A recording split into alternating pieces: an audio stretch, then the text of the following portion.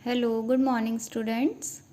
हम पढ़ रहे हैं हिंदी ग्रामर। उसमें हमने फर्स्ट चैप्टर स्टार्ट किया था, पढ़ा था लास्ट क्लास में भाषा और व्याकरण। भाषा के बारे में पढ़ा था, उसके दो रूप के बारे में, मौखिक भाषा और लिखित भाषा। मौखिक जो मुंह से बोलते हैं, जैसे मैं आपको बोल कर बता रही हूँ, ये मौखिक भाषा है। लिखित भाषा जो रिटन फॉर्म में, जिसमें आपको कुछ मैटर दिया जाता है, उससे आप सूचना प्राप्त करते हैं। जैसे कि बुक में आप देख रहे हैं लिखा हुआ है, तो ये क्या है आपका लिखित भाषा। देखिए इसमें है भी उपन्यास जो होते हैं, रिटर्न में आप पढ़ते हैं, कहानी कोई आप रिटर्न में लिखी होती है पढ़ते हैं। पाठ्य पुस्तक मतलब कि जो आपकी बुक है उसकी भाषा, या ईमेल आप किसी को सेंड कर रहे हैं, या व्हाट्सएप पे भी आप मैसेज भेजते हैं एक दूसरे को लिखकर, तो ये सब किसके उदाहरण है? ये लिखित भाषा के उदाहरण होते हैं। मतलब आप रिटर्न फॉर्म में किसी को अपने थॉट्स या अपनी बात पहुँचा रहे हैं, तो वो कौन सी भाषा है आपकी? लिखित भाषा। विश्व में अनेक भाषाएं बोली जाती हैं। वर्ल्ड बहुत बड़ा है और यहाँ की भाषाएं भी आप देखते हैं। हमारे देश में कितनी सारी भाषाएं बोली जाती हैं, जिनमें से संविधान में, वैसे तो हमारे देश में बहुत सारी भाषाएं और बोलियां बोली जाती हैं, लेकिन संविधान में, हमारे कॉन्स्टिट्यूशन में 22 भाषाओं को मान्यता दी गई है। कितनी? 22 भाषाओं को।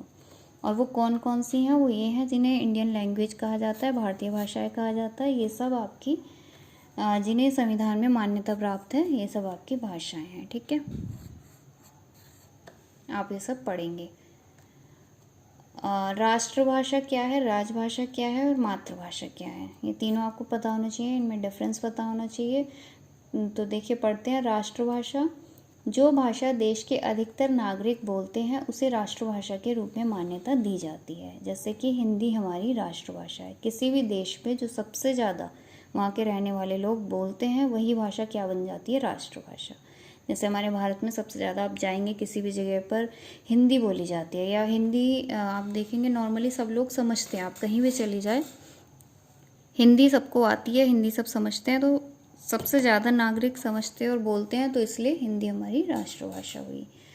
राजभाषा क्या है?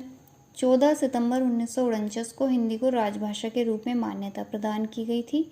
वो राष्ट्रभाषा भी बनाई गई थी और राजभाषा भी बनाई गई थी, परंतु आज तक इसका स्वतंत्र अस्तित्व नहीं है। अंग्रेजी सरकारी कामकाज में बराबर अधिकार जमाए है। राजभाषा वो होती है जो कि आप कामकाज में यूज़ करते हैं, मतलब जो ऑफिशियली जो लैंग्वेज होती है वो होती है आपकी, जैसे ऑफिस वगैरह में, या आप कोई वर्क कर रहे हैं। आज भी देखिए ये कंपनीज वगैरह होती हैं, तो यहाँ पर जो वैसे मेनली काम होना चाहिए किस में होना चाहिए? हिंदी में। लेकिन हमारे यहाँ क्या होता है, इंग्लिश में ज़्यादा वर्क होता है, ज़्यादातर इंग्लिश में ही सब समझते हैं। तो इस तरह से जहाँ जो ऑफिशियल वर्क के लिए जो लैंग्वेज यूज़ होती है, काम के लिए, प्रोफेशन में जो लैंग्वेज ज़्यादा यूज़ हो रही है, वो हमारी क्या होती है? राजभाषा कहलाती है। ठीक है, उसके बाद देखिए लास्ट, मातृभाषा, जिससे मदर टंग बोलते हैं। मातृभाषा उस भाषा को कहते हैं जो बच्चा पैदा होने के बाद सबसे पहले माँ से सुनता है। ये भाषा आप अपने परिवार से सुनते हैं। ठीक है, कोई भी बच्चा परिवार में रहता है, वो जो अपने मम्मी पापा से जो लैंग्वेज सुनता है, उसे समझता है और सीखता है, वही क्या कहलाती है? उसकी मातृभाषा। ठीक है, उसके बाद है भाषा और बोली। भाषा आपने समझी, बोली का अर्थ है बोली जाने वाली भाषा। जो भी आप बोलते हैं वही भाषा बोली होती है। बोली का क्षेत्र विस्तृत नहीं होता, मतलब ये बहुत बड़ा, इसका कोई रीज़न नहीं है, ये एक लिमिटेड एरिया में बोली जाती है। ठीक है, जैसे कि यद्यपि अवधी ब्रजभाषा बोली होते हुए हमारे साहित्य का अंग बनी है। हिंदी भाषा की अन्य बोलियां राजस्थानी, मान लीजिए आप राजस्थान चले जाइए, हिंदी में, सॉरी, भारत में अनेक स्टेट्स हैं। ठीक है, आप अलग अलग जगह जाएंगे, आपको अलग अलग लोगों से अलग अलग तरह की बोली सुनने को मिलेगी। उनकी जो बोलने का तरीका है वो अलग ही होगा। जैसे आप राजस्थान में जाएंगे तो वहाँ के लोग देखेंगे आप कुछ अलग ही तरह की बोली बोलेंगे। ठीक है, जो वो बोल रहे हैं वहाँ पर जो बोली जाती है वो क्या होती है? राजस्थानी। तो ये वहाँ की बोली कहलाएगी। हरियाणवी, बुंदेली, अवधी, मैथिली, तो ये सब क्या है? आपकी बोली कहलाती हैं, जो किसी एक लिमिटेड एरिया में बोले जाने वाली भाषा होती हैं।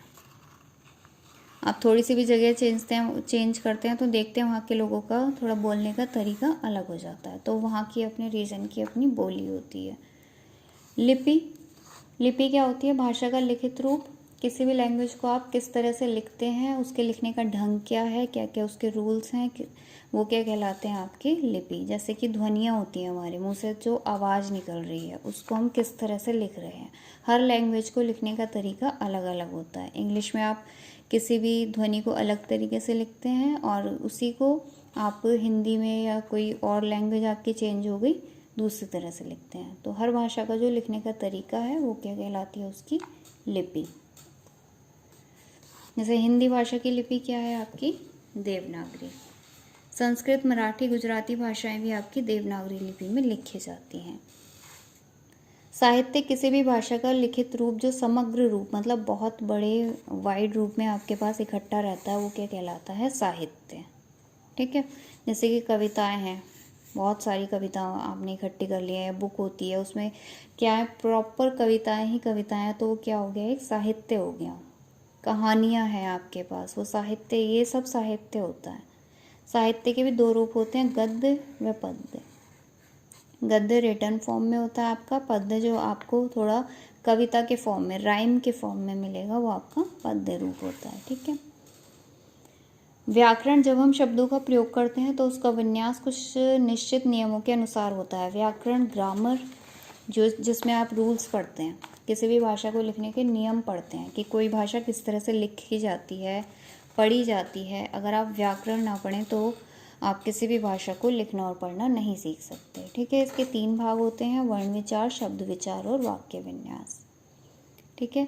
इनके नाम आपको पता होना चाहिए। वर्ण विचार में आप क्या सीखते हैं, अक्षरों के बारे में, किस तरह से लिखे जाते हैं, उसके क्या नियम हैं।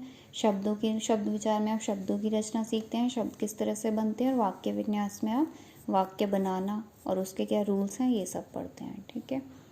अब आपको हिंदी की नोटबुक में ये वर्क करना है। क्वेश्चन आंसर हैं, 3 क्वेश्चन आंसर लास्ट क्लास में दिए गए थे।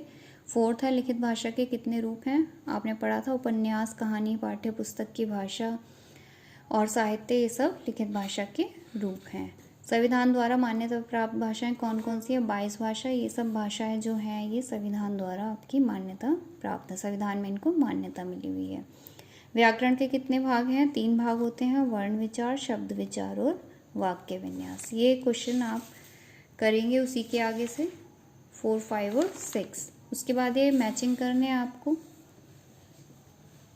डोगरी आपकी भाषा है जो कि जम्मू में बोली जाती है। कन्नड़ आपकी कर्नाटक में, मलयालम केरल में। गबन एक उपन्यास है जो कि प्रेमचंद्र द्वारा रचित है, उन्होंने लिखा है। गीतांजलि भी रविन्द्रनाथ टैगोर ने। और जो कविता पाठ है वो भाषा का मौखिक रूप है, मतलब आप कविता का पाठ, मतलब कविता बोल रहे हैं तो मुंह से बोल रहे हैं तो वो कैसा रूप है, भाषा का मौखिक रूप। ये मैचिंग और क्वेश्चन आंसर आप अपनी हिंदी की नोटबुक में करेंगे PDF में से देख के। Okay class, that's it.